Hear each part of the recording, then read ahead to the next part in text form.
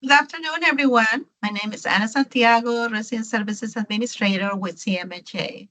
Welcome and thank you for joining us. We are very excited to have you here for our Employment Opportunities in the Trades webinar. Today, we are pleased to welcome Doreen Cannon from Cleveland Builds, who will share information about careers in the trades, training opportunities, and pathways to union apprenticeships.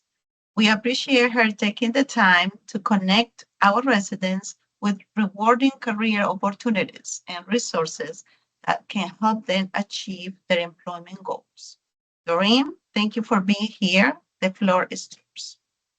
Thank you very much, and thank you, Anna, for the opportunity to speak today on a subject that is very passionate to me. A little bit of my background: I am a plumber for 28 years out of Plumbers Local 55 here in Cleveland, Ohio. Throughout my career, I spent about 15 years in the field working for one of our contractors. Then I spent 10 years at our training center as a full-time instructor teaching our apprentices. I also spent 12 years as president of the local.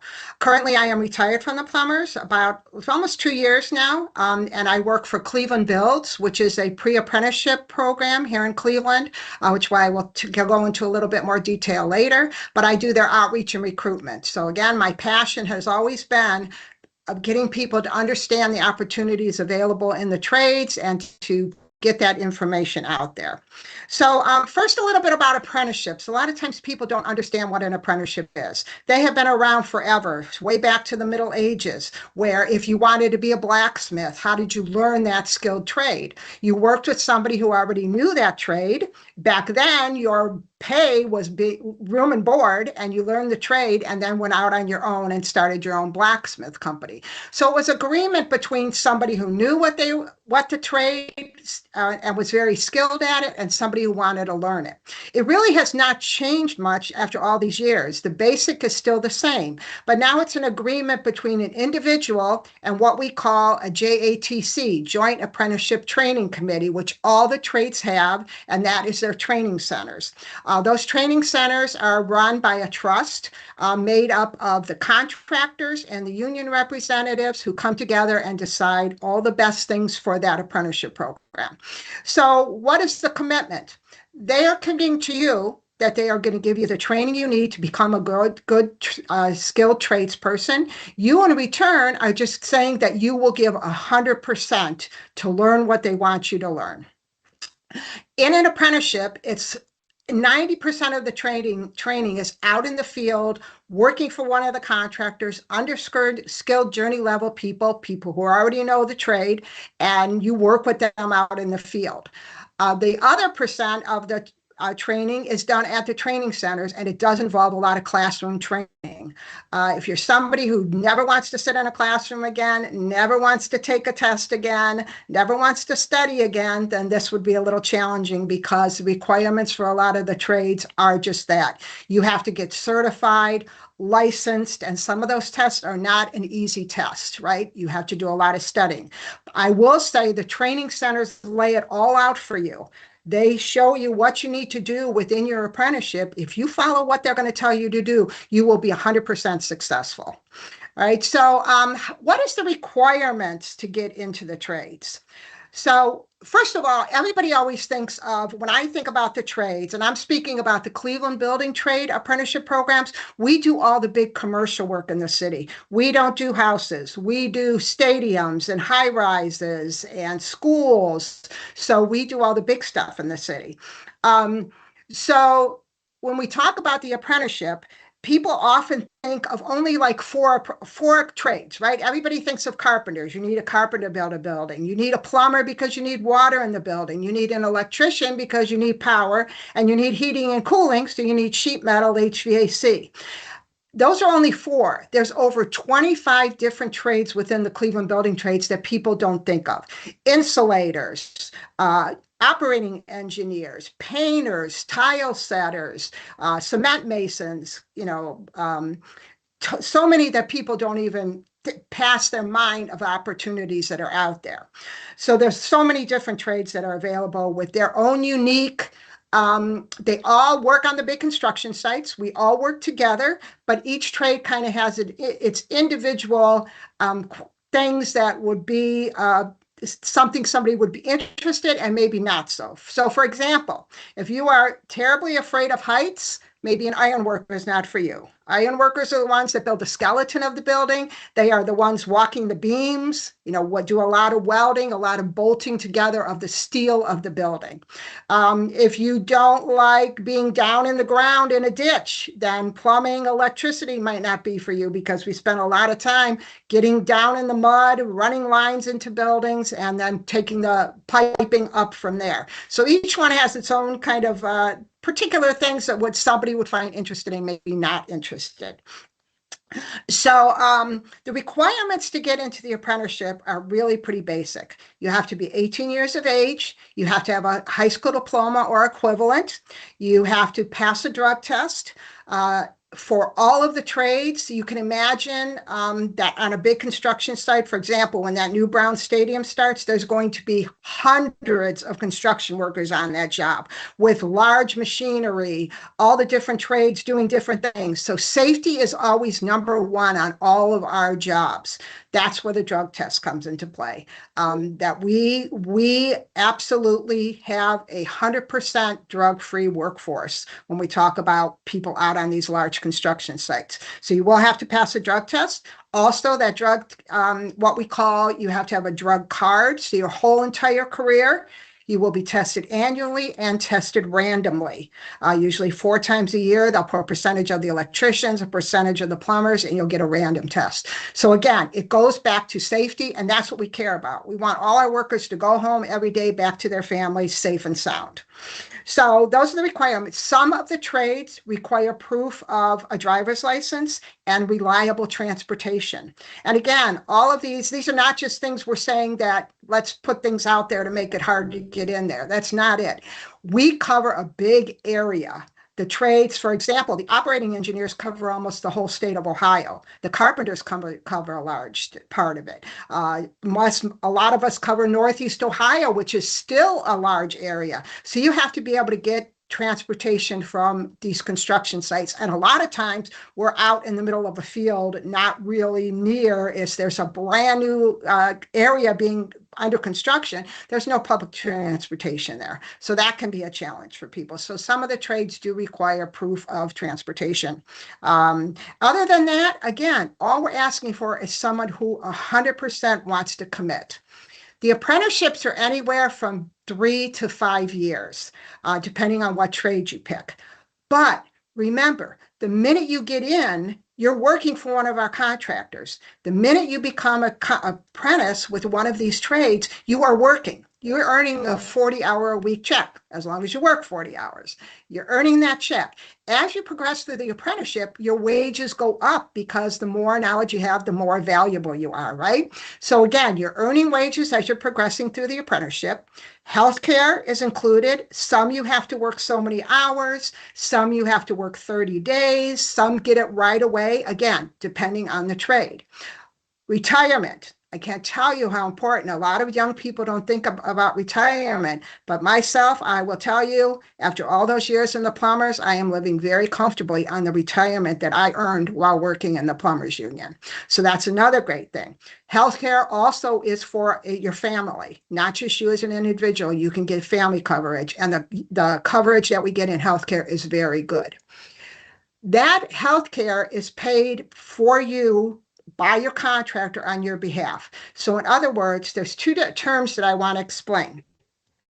Your take-home check and what we call the package. So your take-home pay is the pay you actually get for every hour that you work.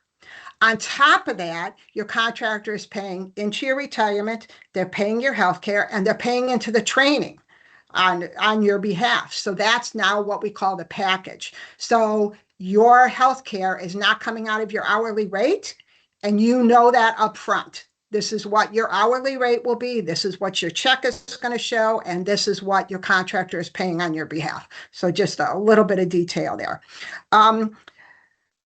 Again, expectations are really just 100% commitment, because I mentioned the 3 to 5 years.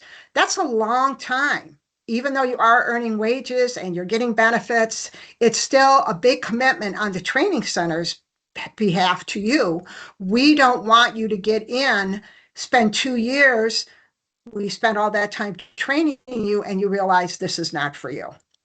I will say the negatives of it's a dirty job. Again, we could be in the middle of a field.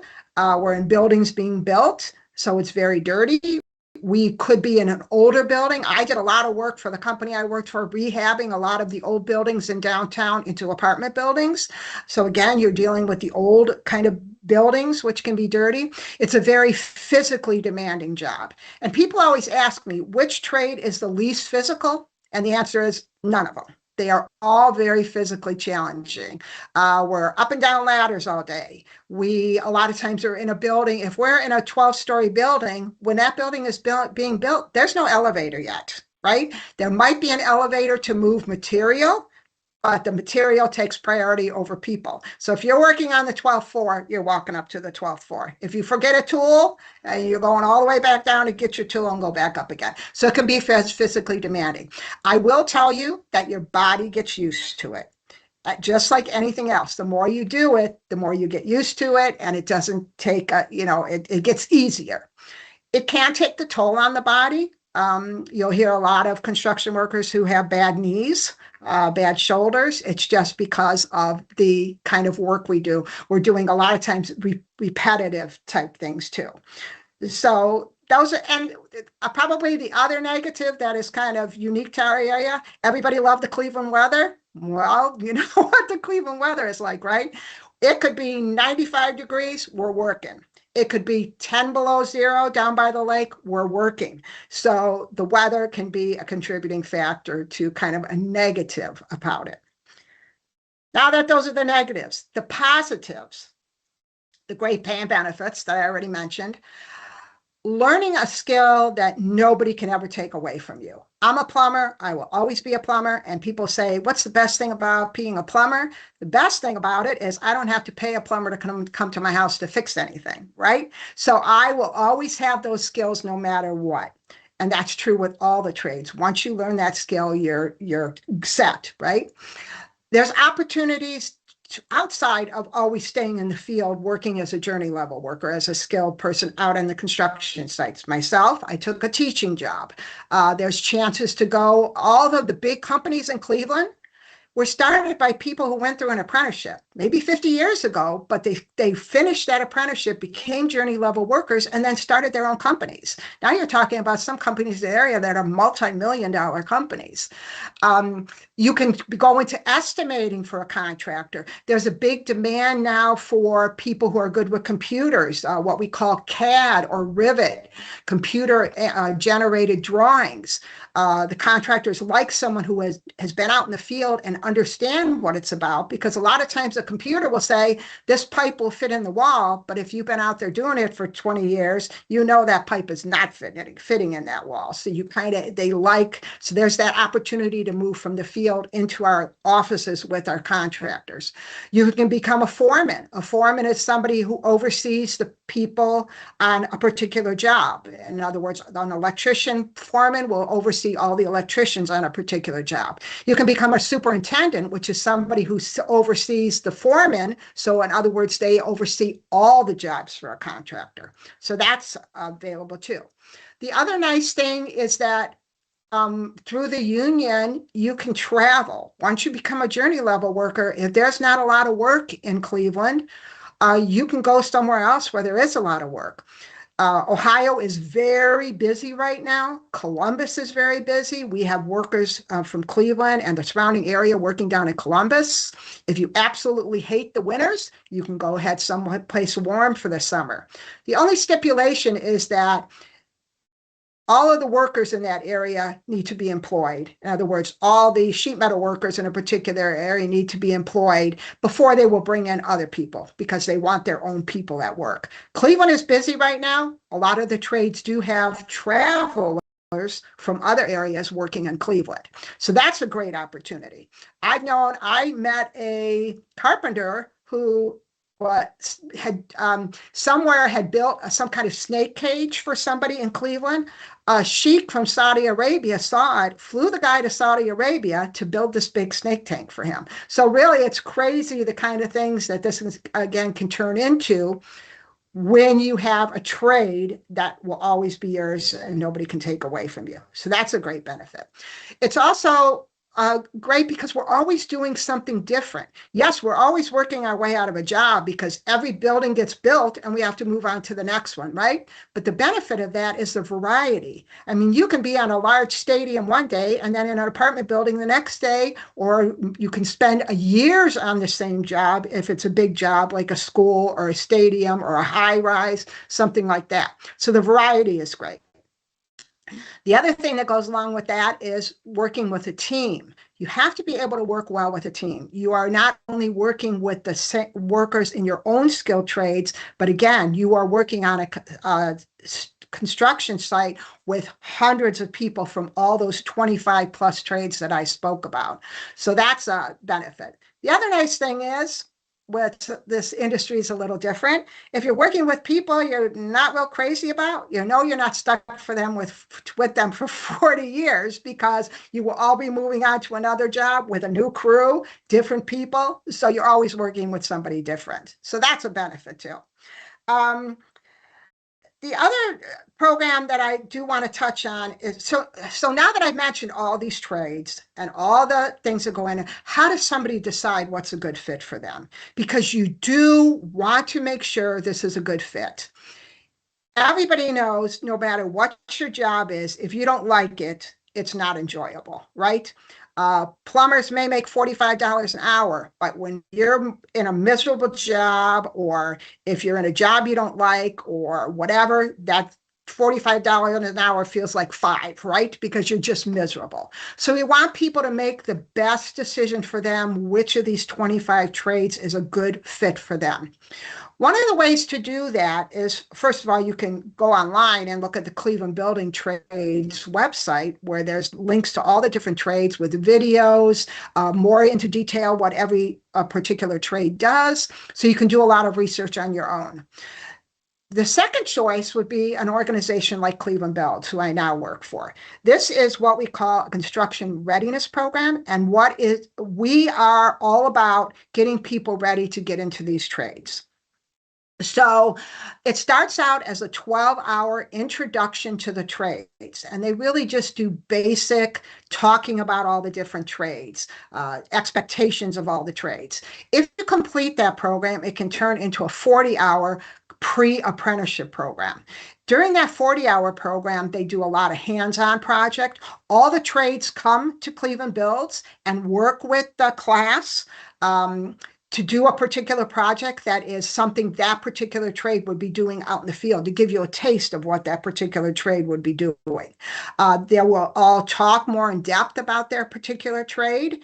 And then at the end of completing that 40-hour, they will help you with placement. They also have some opportunities available for help with if you need a pair of work boots, because there are some basics that you need to get yourself out onto the job the first time. So they do have a lot of, we have a lot of partners across the area that we work with to help individuals overcome any challenges that they might have to go after these skilled trades positions. So that's really, really important, that then they can help you kind of decide which trade is a good fit for you. Now, I didn't mention how do you go. I talked about the requirements for getting in the trades, but how do you go about getting in the trade? All of the trades have an application. Many of them you can apply online. Some of them you still have to go in person to the training center. You have to fill out that application. You have to make sure you turn in everything that they require, the high school diploma or equivalent proof of that. Your high school transcripts are a lot of times required, which can be a challenge. If you're thinking about it all, applying it, that might be something you want to try to look into now. I know Cleveland Builds can also help with that a little bit, because it is hard to sometimes track down some high school transcripts, right? So you have to make sure you follow through with all the paperwork that they require. Some of the trades have a test you have to take. It is given usually by a third party. Tri-C does a lot of tests. So after you pass that, what's on the test? Basic algebra, high school algebra, with the exception of the electricians, go into calculus level math. A lot of what we call mechanical spatial or mechanical reasoning. You can very easily Google that or go to the library, and they have a lot of resources. So what is that? We want to see if the individual has what we call a mechanical mind. And what do we mean by that? As a plumber, can I know that if I walk in a room and there has to be a sink and a shower and a toilet in that room, can I visualize how the pipes need to be run in the wall to get to that? So on that test, they might show you some gears and say, which way does this one turn?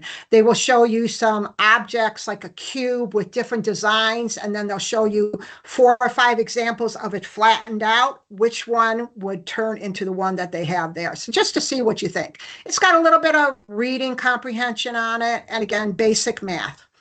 Adding and subtracting fractions is probably the biggest thing that all the trades do. Why? Because fractions are measurements. Every trade, you need to read a tape measure. You need to be able to add and subtract those measurements, which often includes fractions, right? Depending on what trade and what you're doing, a lot of the time an eighth of an inch is close enough, but there are trades, for example, pipe fitters that do welding, that will go down to the 32nds of a fraction to make sure that everything fits correctly. So it just kind of depends. So once you pass that test, then you will be given an interview. The interview is usually done by that JATC, the training, the contractors, a panel made up of contractors and training union representatives. And they just ask you basic questions. And again, what are they looking for? They are looking for someone who is really enthusiastic. In other words, if I was going in for a interview with the electricians and they say, well, what do you want to do? What are your plans? What if this falls through? What's your backup? My answer would be, all I ever wanted to be was an electrician, and I'm going to keep trying to be an electrician until I succeed, right? They want somebody who is 100% committed. They want somebody who understands that schooling is going to be a part of all these trades, that you will have to study and take tests and sit in a classroom. So that's all part of it too. But really, again, if you are enthusiastic and willing to give 100%, you will be 99% successful. Two biggest complaints of our contractors: not showing up for work and not showing up on time. You can understand in the construction industry, a lot of times it might only be two carpenters. If one doesn't show up, the other one can't do their job because they need a partner to do a lot of the work. So if that person doesn't show up and they didn't let anybody know they weren't going to show up that day, that contractor has to call another job. Somebody has to pack up their tools, get in their car, drive to the other job so this individual has somebody to work with. So not showing up for work and not showing up on time, the two biggest complaints of our contractor. The next complaint is cell phones. I talked about safety on a job, staying off of cell phones while on a construction site. Again, safety. If you are the ground person, in other words, somebody is working on a lift above you, and it's your responsibility to make sure the area under that person stays clear so there's no injuries if something would fall, and you're on your cell phone, then that's a safety issue, right? So that's our other biggest complaint from our contractors. But again, willing to show up every day, on time, 100% successful. The Cleveland Builds program, how do you get into that program? You can just go to their website, clevelandbuilds.com, and there's a link to sign up for an information session. That's the first step. You have to go to an information session. They will go into more detail about what the program is. After that information session, you can decide, is this a good fit for me? If it is, you'll get the paperwork there to start processing your drug test, to get you all situated, to get into the program and go from there. So that's kind of the way to get into that program. The Cleveland Builds program has really grown. We're having great success with getting people into these apprenticeship programs. Can they just hand it to you and get you in? No, you still have to put in the application. You still have to take the test, but they are there to support you and help you and point you in the right direction. If you want an individual to talk to that has been in that particular trade, they can connect you with that individual and you can talk to somebody. If you're a female looking to get into the trades, which is a little bit more challenging, we have a great group here in Cleveland called the Greater Cleveland Council of Tradeswomen, made up of all tradeswomen from all the trades across the area. And I can personally connect you with a female, if you want to talk to a female, to find out what is it like to be a female electrician, a female ironworker, a female operating engineer. They can talk to you one-on-one about that too. So again, it's all about knowing what you're getting into and understanding what is required of you. So I think that's all I have. I think I covered just about everything that my little notes tell me here to talk about, but I'll be happy to answer any questions or go into any other detail for anyone.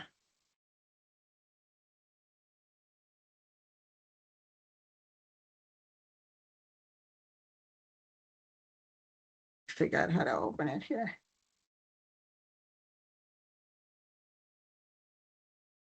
Okay.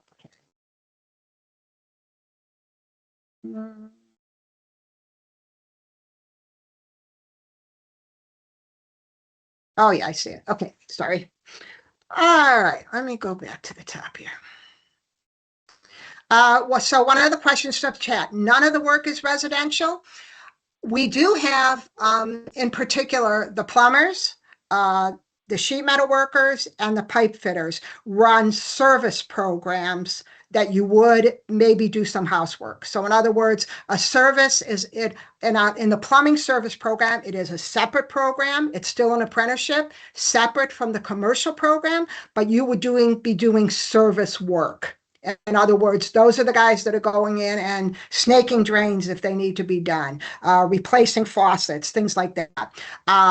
The pipe fitters and the sheet metal workers both have an HVAC service program. So again, that might be somebody who would go in and work on air conditioning or the furnaces in a home, but that's really the only ones. The rest of the trades really don't work a lot in houses anymore. We don't build houses anymore. Years ago, we were part of the house building industry, but that kind of slacked off when things got kind of slow in the building. Next one, what is the biggest challenge finding skilled workers right now? I will say that since my 28 years in, probably the last 5 to 10 years, you can see a big increase of people finally realizing that this is a great career opportunity and a different way to go than going to a 4-year college or any kind of college, right? Again, we call it an earn while you learn program. It's debt-free. In other words, you are not accumulating any debt while you're going through the program. So I will say that it's getting better. All the trades are getting more applicants in the last few years because I think the mindset of everybody is finally changing. I forgot to mention one thing. Almost all of the trades have some kind of agreement with a community college.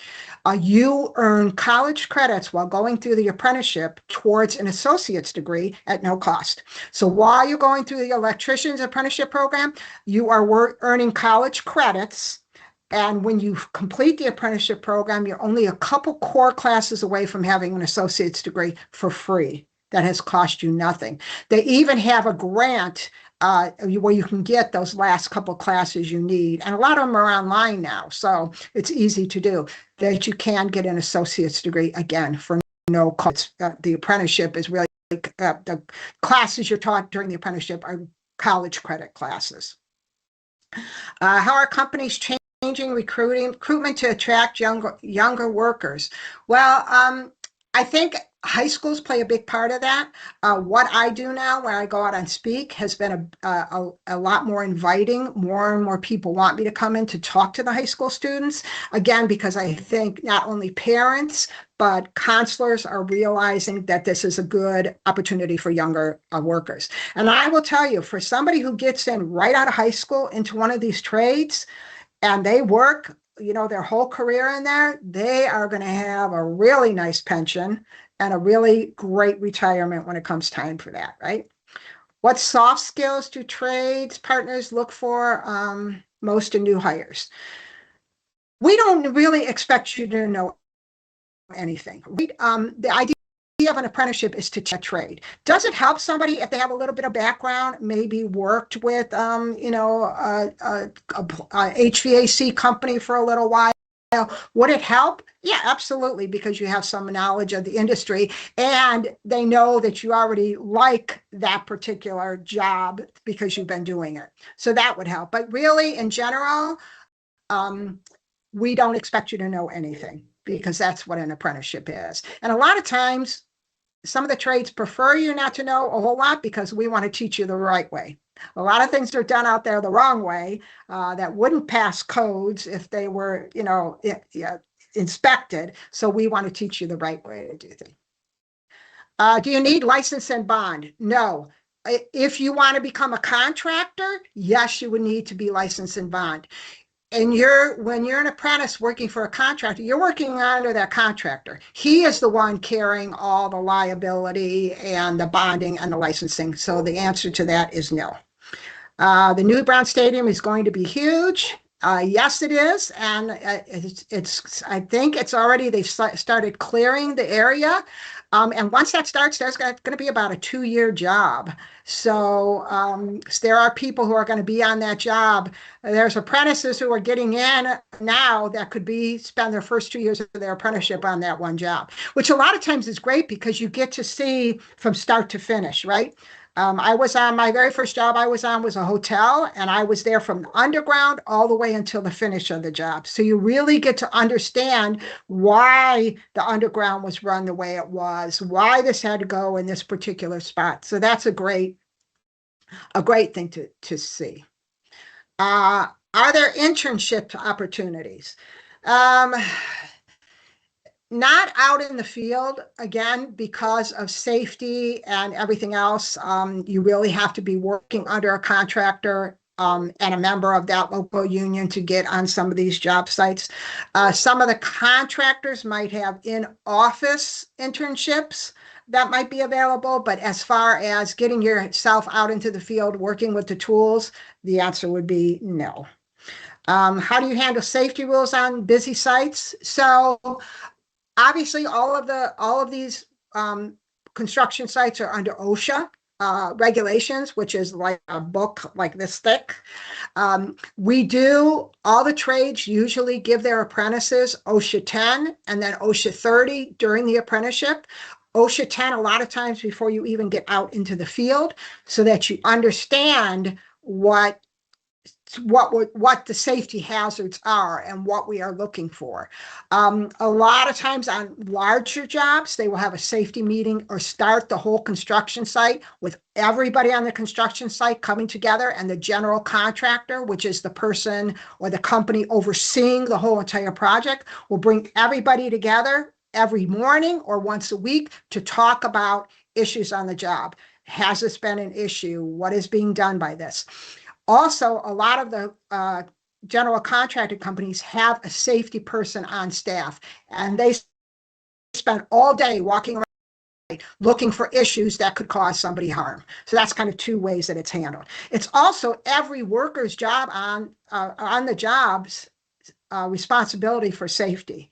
You are supposed to watch. You don't leave a tool laying where somebody could trip over that. If you work, uncover a hole to work in it, you cover it back up. So really the answer to that is everybody on the job is in charge of safety. Let's see, do you provide a specific tool allowance or stipend? Depending on the trade. Some trades only require you to have a tape measure, maybe a pair of channel locks and a level. The basics, that is not a very big expense. And then as you go through the apprenticeship, they will give you some tools, or all the tools will be provided by the contractor on that job. So you're using the contractor's tools, not your own. The plumbers give our apprentices, we have a boot camp week. In other words, their first week is spent at our training center where they get OSHA 10 and some shop training, a lot of math, reading a tape measure. If they complete that week, by completing it, I mean showing up every day on time, back from lunch on time. If they complete it and complete all their assignments, then they are given a bucket full of tools, everything that they need. But if they lose one, then it's their responsibility. So that kind of depends. So it depends on who it is. Who pays for replacement tools broken on the job site? If it's your own tool and you broke it, you're replacing it. But if it's, for example, a cordless screwdriver that was part of the kit that the contractor has on the job, they will replace it. Who pays for personal protective equipment? So according to OSHA, the contractor is responsible for safety glasses, gloves, if you need a face shield, a high-vis vest, things like that are specific. A harness for if you're working on heights, that would all be supplied by the contractor. You are responsible for work boots. If you have prescription glasses and you want to buy safety prescription glasses, those would be on your own expense. So things like that. But the basics to do a particular job would be covered by the contractor. What is a typical work week and commute like for your crews? So the nice thing about this is most jobs are 7 to 3:30. So sometimes during the summer, if it's real hot, you might start at 6 and get out at 2:30. You might start at 5 and get out at 1:30. It's usually an 8.5 hour a day, half hour for lunch, and you don't get paid for it. So you're on the job for basic 8.5 hours. Usually a 15-minute break in the morning, what we call a coffee break, and that's it for the day. Are there times when it is not 7 to 3:30? Absolutely, depending on where you're working. So a big example would be the Cleveland Clinic. A lot of the work that if they're doing a remodel, they cannot do it during the day because they need those rooms open. They don't want to disturb the patients coming in for visits to the hospital. So a lot of times That work will be done on what we call second or third shift. So it is a possibility that you could be working midnight till 7 in the morning or 8 in the morning. It all depends. But I would say 75 or 80% of the work is done at 7 to 3:30 on the new construction site. So it just kind of depends on the job. Commute could be, again, anywhere. It depends on where you live. If you live way over on the east side out in Menor and you're working there, then you're in good shape. But if you live in, for example, Avon Lake and you're working in Menor, you've got a bit of a drive. So it all depends. And again, some of the trades cover a large percentage of the state. So it really just kind of depends. How do you handle job site safety training on tight deadlines? So it definitely, the industry has changed. They really are putting tighter deadlines on things. But I, again, will say safety is number one. Those safety individuals, personnel that they have on the job sites are relentless. They are all about safety. So they really will be looking for anything. So I would say that safety does not change no matter what kind of push there is on the job. It's going to stay the same. Let's see. What if you have a history in construction? Good question. So yeah, so if you have already worked so many years as a painter, then there is an opportunity for you to get directly in the painters union as a journey level worker. It all depends on what your history is and what trade you're looking into. So that would be a question to call the union hall or the training center at a union hall and ask that question. Who do you need to speak to if you already have a background, and can you get what we call organized into the union already as a worker? Yes, there is opportunity for that as long as you can prove your past requirements or your past history working in construction. Are steel-toed boots required? In general, no. Every so often, there'll be a particular job where the general contractor requires it. And then that would be, yes, they would be. Steel toe, not so much as composite anymore. Steel toe is very uncomfortable and cold in the winter because it's metal. But there's a lot of new boots out there that are composite toes that are much more comfortable. If you are working, all our trades do a lot of work down in the steel mills. If they're doing some kind of work on something, that would probably be a mandatory requirement depending on where you're going. So the answer to that is it kind of depends on your particular job or what job you're going to. Do you offer rehab services and how that works? Rehab as far as, so for an individual, so good question. And I normally do mention this. I get a lot of questions about, yes, if you can't pass that drug test, what should you do? The answer is don't apply yet. Get yourself set. Cleveland Bills has resources to help you with that. Again, we work with a lot of agencies across the area that we do have help for that. The drug test is a hard thing because things are changing, right? Things are becoming legal. The construction industry does not care because of a safety issue. So as of right now, marijuana is still considered a drug that would cause you to not pass a drug test. Hopefully things change because it is becoming challenging, and we don't really care what you do on your weekends, right? We care about what's going on in the job. So just like drinking, if somebody shows up on the job under influence of alcohol, you're being removed from the job. So it's the same kind of idea, but hopefully things will change because it is getting challenging, right?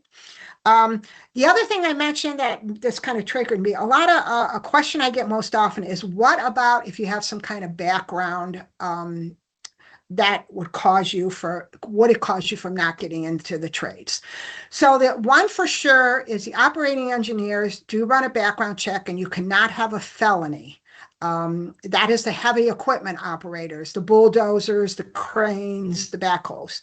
And also you need to have off of your what they call record for 7 years or something like that. But again, that would be a specific question to the trade you want to get into. But the majority of the trades, the answer is no, we don't run a background check to get into an apprenticeship.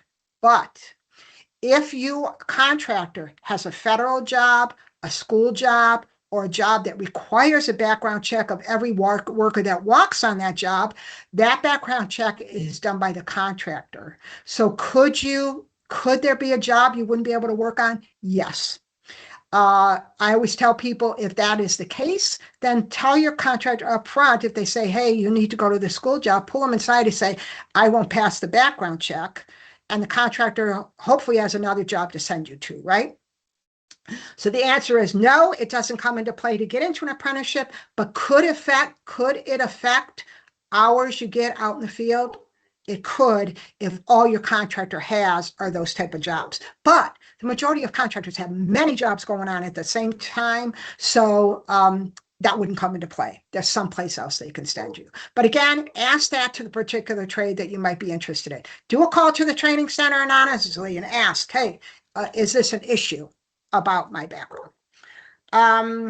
Any opportunities for trades for women outside of construction?